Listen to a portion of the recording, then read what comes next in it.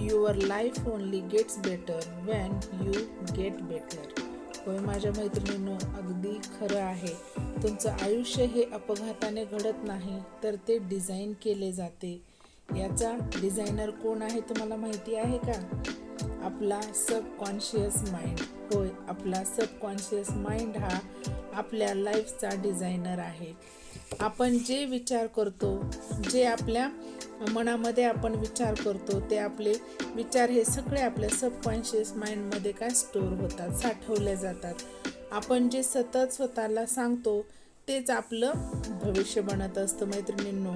मग जेव्हा आपण जर नेहमीच असं म्हणत राहू किंवा आपण नेहमीच आपल्या स्वतःला काय अनलाईक करत राहू किंवा मी गरीब आहे किंवा माझ्याच्याने काहीच होणार नाही, मी काहीही करू शकत नाही, हे जर आपण निगेटिव्ह थॉट्स जर आपण नेहमी आपल्या जिभेने जर उच्चार करत राहिलो तर आपलं सबकॉन्शियस माइंड हेच सत्य मानायला लागते. होय, आणि मग आपलं आयुष्यामध्ये तसंच घडतं.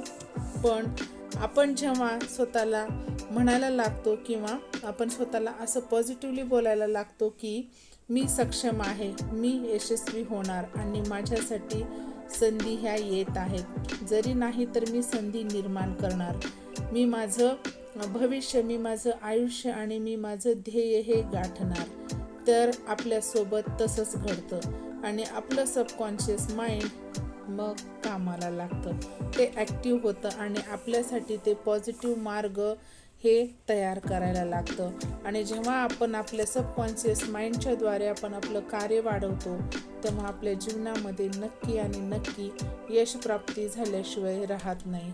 कारण यशाचं गुरुकिल्ली ही काय आहे? आपलं ध्येय आणि आपला आत्मविश्वास. होय माझ्या मैत्रिणींनो, आणि जेव्हा आपण आपल्या ध्येयावरती आपण फोकस राहून त्याच्यावरती कार्य करतो, तेव्हा नक्कीच आपल्याला यश प्राप्ती हे होते.